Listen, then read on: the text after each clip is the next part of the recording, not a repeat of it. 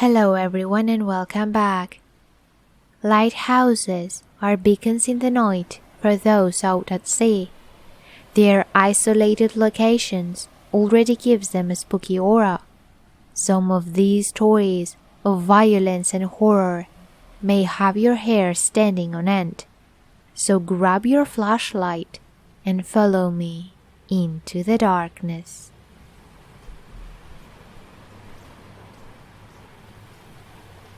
My grandfather was a boatman, and one of his jobs was to ferry the lighthouse keepers back and forth to lighthouses. Here's the story he told me about one of those. I hope you'll enjoy the chills as much as I did when I first heard it. Now, there are tons of lighthouses in Norway, some on the mainland and many more on the islands dotting the treacherous rocky coastline. The one where this story takes place was located at what we in Norway like to refer to as one of the outermost, naked islands. It was not much more than a bare rock on the edge of the icy cold Norwegian Sea.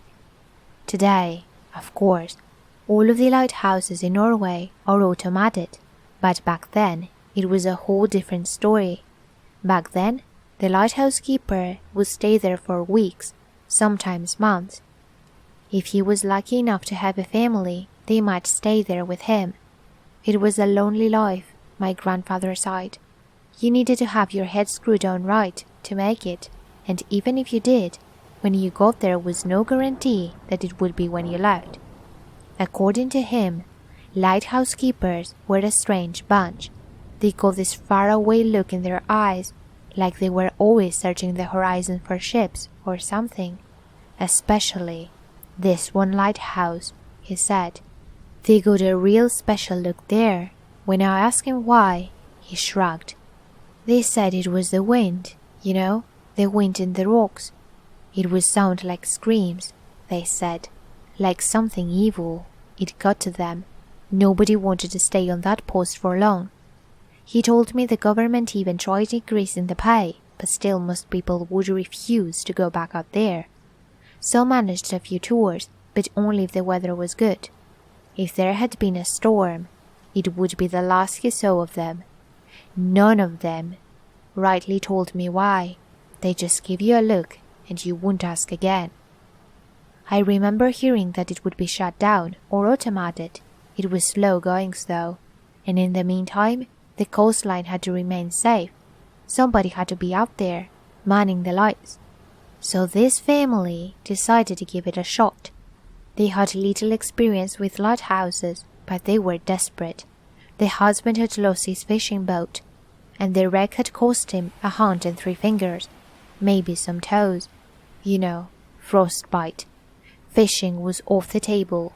Pretty sure they'd lost their home too, because ain't no man in his right mind brings a beautiful family like that to a god-forsaken rock in the ocean unless he's got no choice. As it happened, the lighthouse authorities were desperate too. My guess is neither side asked too many questions. Well, they shoulda. He shook his head. So this family went out, spirits high, laughing and joking. The father looked like a hard man, with the weathered look of a man who'd seen what the ocean can do. The wife was young and lovely. They had 2 beautiful little children, white blonde hair, bright blue eyes, with the same little twinkle of mischief you had when you were that age. He winked. They were, I don't know, 4 and 6 maybe? Maybe a little older, but not much. Such lovely children too. He sighed deeply. So I got them out there and left them there with the old weathered man who had stayed there longer than any other keeper I knew. I waved goodbye to little ones, wondering what they meant at the end of the world. All I could do was hope that the presence of loved ones would make a difference. Hell, the little ones might even cheer up. He sighed again for dramatic effect. Didn't happen. A few days before their replacement was due to go out there, a storm hit. Not any old storm, I can tell you that. Even the old grey hairs, those one that never passed up a chance to talk about how much harder everything was back in the day, When the rains were colder, the snow heavier, the waves larger and life harder, even they could not remember the last times such a storm hit. The storm put the docks under water and the waves destroyed the insides of the boathouses. I could not help but think of the poor family I had abandoned out on that rock, where the wind screamed even on quiet days, but the lighthouse was safe and solid, located in the middle of the little island. The waves might wash over the island, but no force that I knew would be able to open the doors and pull the people out. And while the family was new to the lighthouse, they knew the ocean, they knew how to stay safe. The bad weather persisted for weeks. Every time it seemed to let up, a new storm front-pummeled the shoreline. I have never seen anything like it, not before, not after, never. Finally, the skies cleared, the wind died, and we could set out for the lighthouse again. They should have been well stocked. The food and water should be able to last for even longer than they had been stuck there. But I was pretty sure they were pretty ready to get off the damn rock. We set out as soon as we thought we were safe. Well, if I'm gonna be completely honest, a little sooner. But don't tell your grandma, he whispered. When we finally got there, no one was there to greet us. We thought it strange. The lighthouse people were usually there at the docks, hungry for any outside contact after the long time in solitude. But we weren't worried yet. We knew the lighthouse had been operating as late as the night before. We secured the boat, and I walked up to the lighthouse alone. The doors were wide open, both to the tower itself and to the living quarters. I hesitated. I had no idea what I would find. No, I'll be honest with you, child. Terrified of what I would find. "Hello?" I called out. No answer. I entered. God, if my heart wasn't pounding like a gang of little drummer boys. But the living quarters were empty. Everything was tidy, the beds made, the kitchen clean, just empty. Where were the people? They had no reason to be anywhere else. Nothing that I could think of.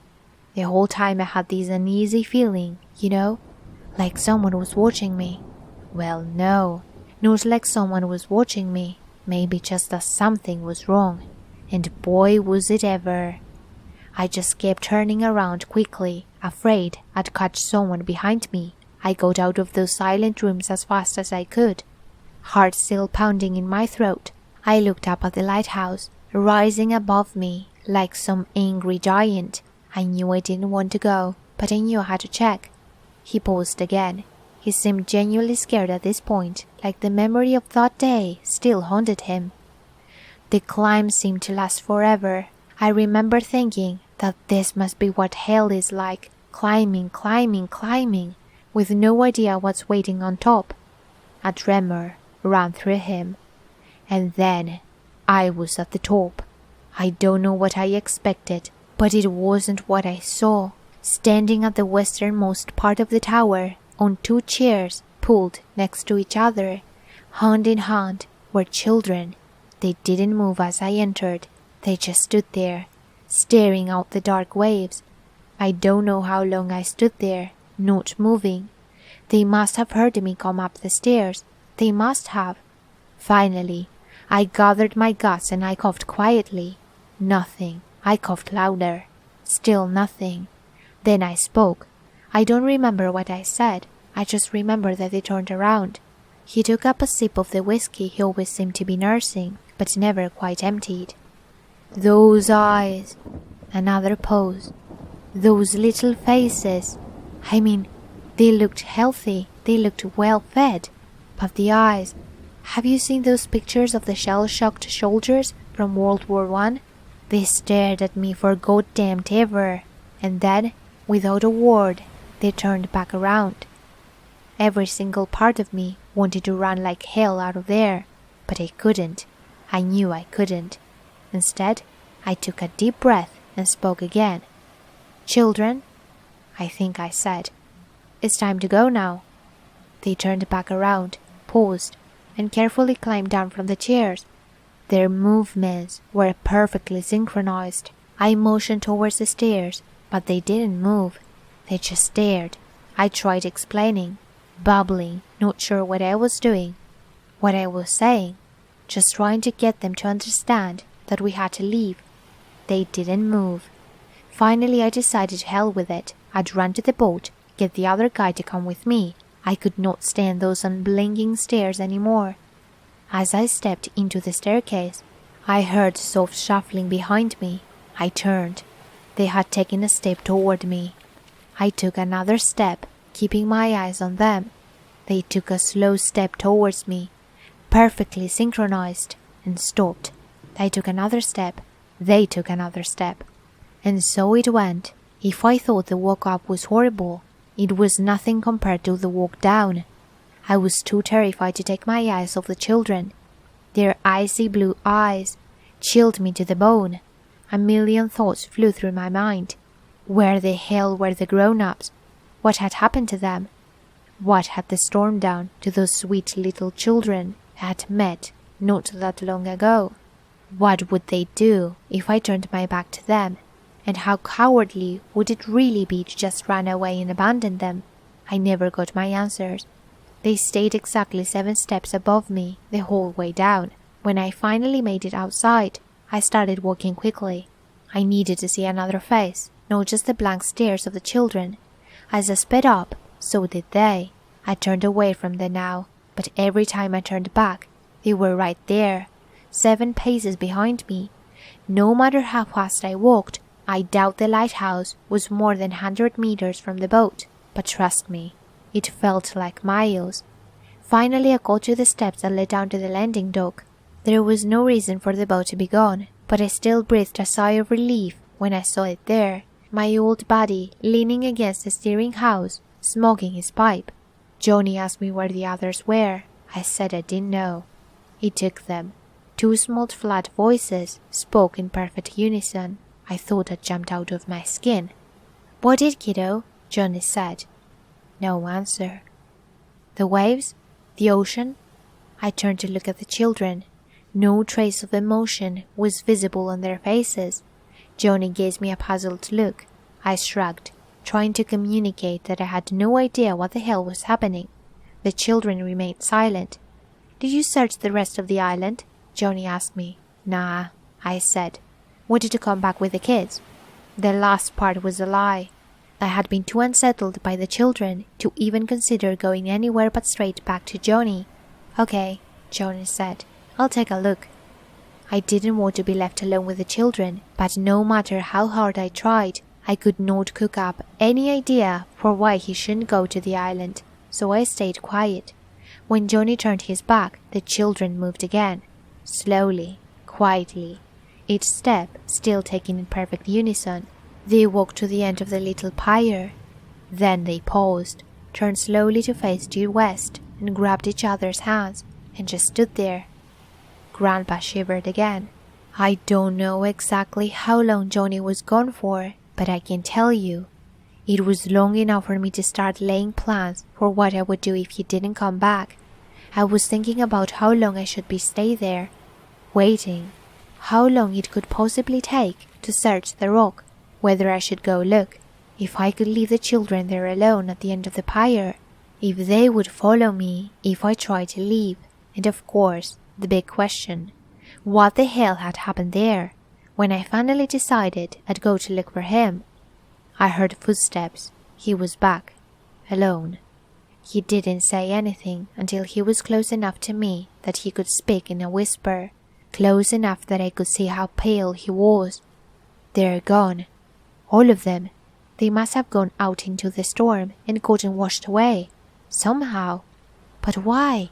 I whispered back. "What kind of idiot goes outside in that kind of storm? That makes no damn sense. And the lighthouse was fucking working last night. They can't have been gone that long." It took them. God, I swear I almost jumped off the pier. Those goddamn children. I hadn't heard or seen them move. But here they were, hand in hand, right behind us. "What took them?" I asked. No reply. "When did it happen?" Just blank stares. "Did they light the lamp last night?" Nothing. None of our attempts at getting them to talk. So we did the only thing we could think to do. Get them back to the mainland and call for the priest. He'd know what to do, and if he didn't, it's been his problem.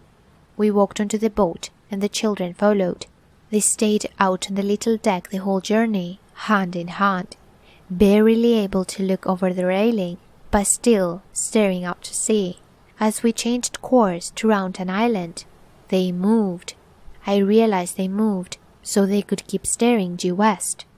Now, I've lived a long life and I've seen a lot of things, but I can tell you that I've never seen anything as strange or as eerie as those two children, hand in hand, shuffling across the deck to make sure they were staring in the direction of the open ocean, of the lighthouse. I know you might not believe this old fart, might be for the best, but trust me, this is all true. Wanna know how you know that? Because the story doesn't have a good ending. If I made this up, I'd have a good ending for you. But all I got here is that the priest came and took the children. They got put in an orphanage somewhere and eventually sent south to an orphanage somewhere else. We never found out what happened out there. There were theories, of course, dramatic ones about murder and suicide, about ghosts and spirits and all gods. Now, I'm a rational man, and if I hadn't seen those children, I'd never thought of accidents, but I did see them. And nothing natural happened out there, I can tell you that. Something came with the storm and took those parents. Truth is, we'll never know. What I do know is that the lighthouse could close down within months, so no one else ever had to weather a storm out there. No one had to meet whatever came with that storm. No one had to see what those children saw, and thank the Lord for that.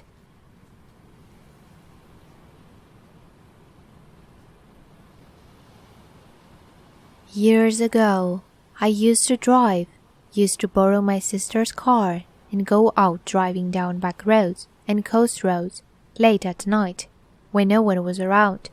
It was fun and stupid. Around the same time, I had a friend who was a little obsessed with the spooky stuff, the paranormal. She even had her own set of tarot cards. She was fun to hang around with. One night, late at night, she got this idea. She had been reading about an old lighthouse that was near where we all lived and strange things that happened around it, especially at night. So after a lot of begging, a little pleading, she convinced me to drive her out there and follow her orders. I picked her up at some time past 11. The streets were empty and the night was cold.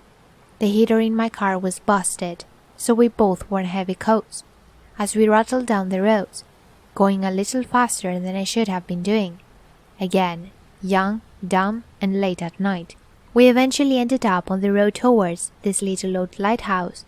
My friend, let's call her Sally, reached down and switched my also busted radio on. I told her that wouldn't work, and she said it would, and to trust her. Static, that's all I heard for a few minutes. Endless static. Then, all the music, like something from the 1800s. I reached down and checked the radio, and Sally's warm hand gripped my wrist. Livid. Excitement screamed through her voice, and I shrugged, sitting back in my seat. Whatever. I'd like to say that that was the end. We reached the lighthouse. Nothing happened. I went home.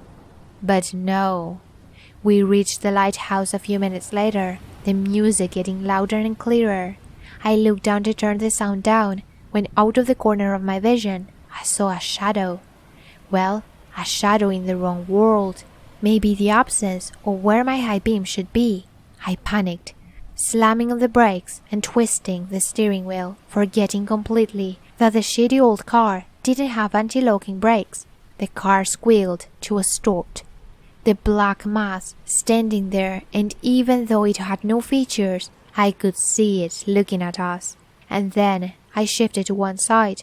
Sally patted my leg, causing me to jump out of my skin and scream, "It's okay. We can go forward now." I blinked at her. She looked calm, like she was expecting this.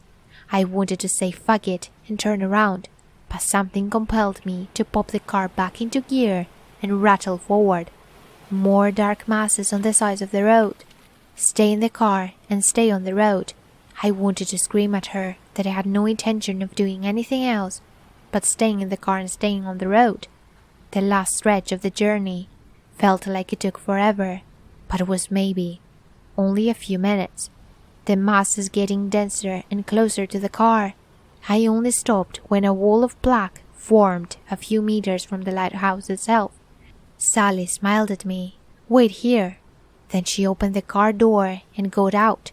She slammed the door behind her and stepped into the black masses. When she did, they moved forward, swarming around the car, rocking it and moving against it. I screamed and cried out, begging for freedom and to be home and safe. I have no idea how long I was there, but next thing I knew, my phone was buzzing in my pocket and the sun had risen. Sally lay on the floor, her clothes in a state of undress. I jumped out and ran to her. I checked her over, finding nothing wrong with her, but she looked up at me, a little confused. "What are we doing here?" I told her what happened, and she shook her head. She didn't remember a thing for the night before. I hauled her back into the car, and I sped up along the road and back home. Nothing ever happened after that night, but sometimes I swear I catch a shadowy figure out of the corner of my eyes, and last night I heard that weird song playing while I was walking my dog. So today I called Sally, first time we spoke in years, and I asked her if anything weird had happened to her since that night. She told me everything was fine, and I shouldn't worry, but the figures I see are getting closer, and the music is getting louder, and my dog is whining.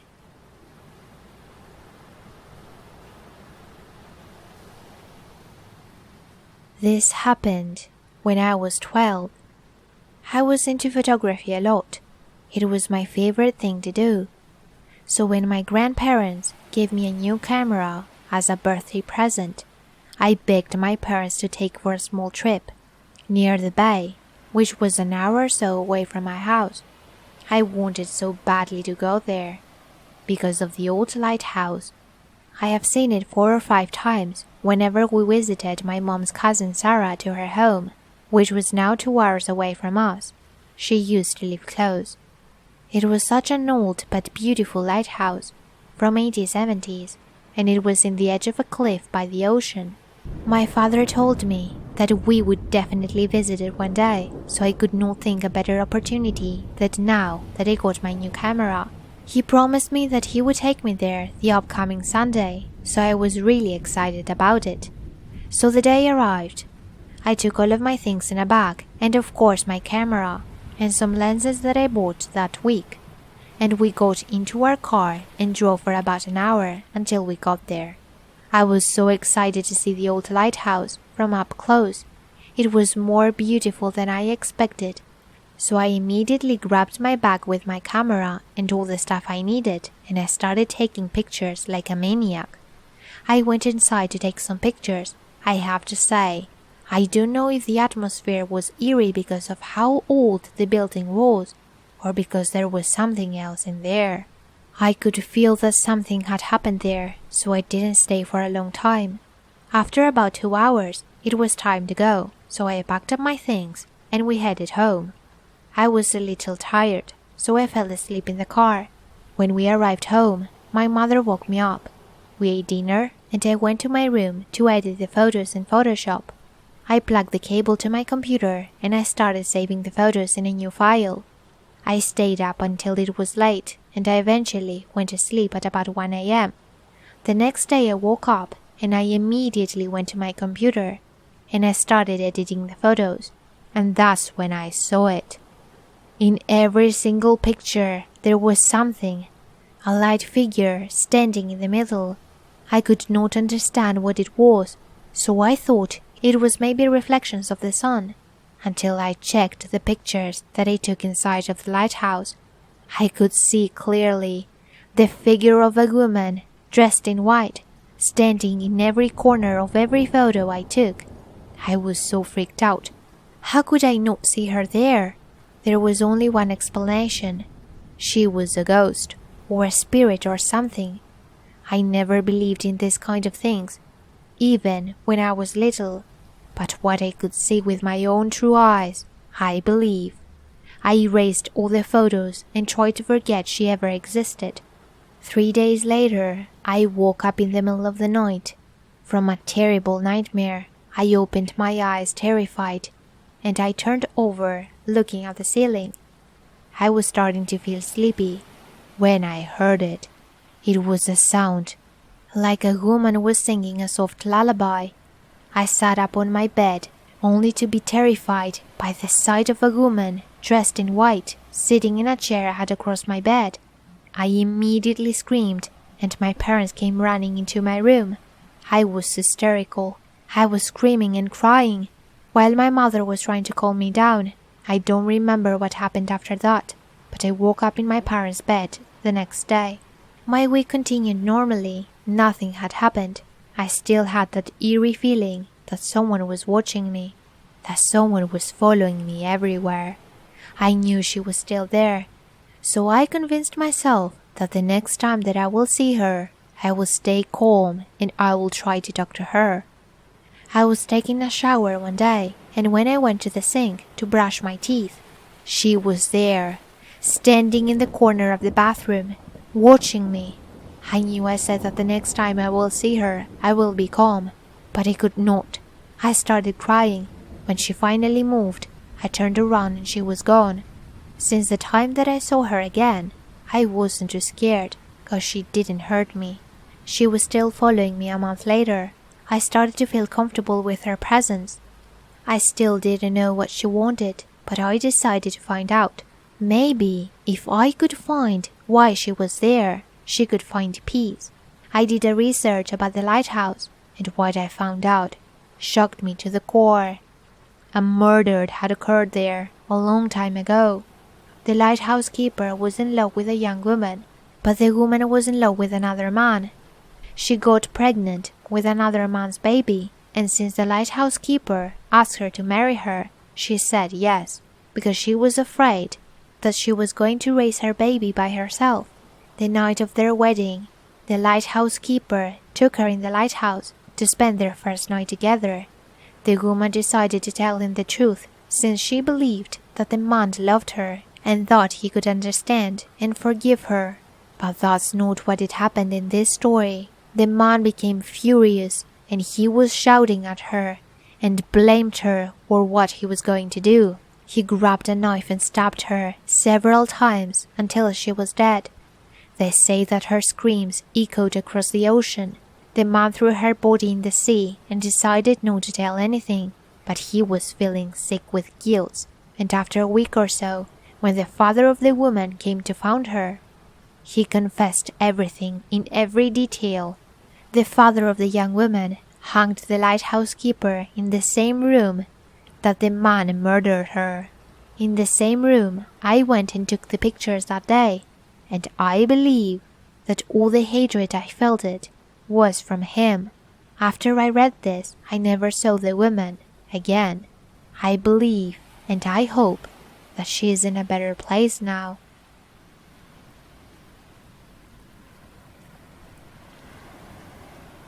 It's about 1:30 a.m. and I just got back from a walk around the harbor. I do this now and then, especially when something stressful is happening, as it tends to calm my nerves. The dark water crashes back and forth on the cliff near the lighthouse, and it just tends to clear my mind. Except for tonight. Nothing is ever going to erase from my mind what happened tonight. Most nights, I just walk around the ring road near the lighthouse and take in the scenery. You can meet a few weirdos out this late, but they generally keep to themselves. Not many people were out this time tonight. I think it had to do with how much wind there was. I personally love walking when the wind is high. The waves get so much rougher and just smash against the cliff. I had just approached the beach entryway to the lighthouse, where the wind picked up. The sea was going insane and just smashing at the rocks. I walked up to the next lighthouse to get a better look of the water, when I heard a scream. Not a human scream, but one of an animal in pain. Dashing around the side of the cliff where the lighthouse stood, I saw a cat trying to claw its way back up the edge. It was panicked and frightened and looked to be dripping wet. The cat was madly grasping at anything it could to pull itself back up. It was starting to make progress when I approached, but just as I reached out, the cat let out a hiss and was violently ripped from the cliff. I heard it howl the few seconds to the ground, where it met the rocks and split in two. I ran over to where the cat has been pulled. As I started to lean over, a hand reached up and grabbed my leg and pulled. I fell over and the hand started to pull me off the cliff. It was nudging frantically like a madman, trying to get me over the side. I started to scream and kicked at the hand with my other foot. I must have hit what was pulling at me, as the hand let go for a second. I quickly grabbed some grass and started to run. Behind me I heard a scream. "Bitch, come back to the cliff. I want to see you fly." I didn't stop running until I got home.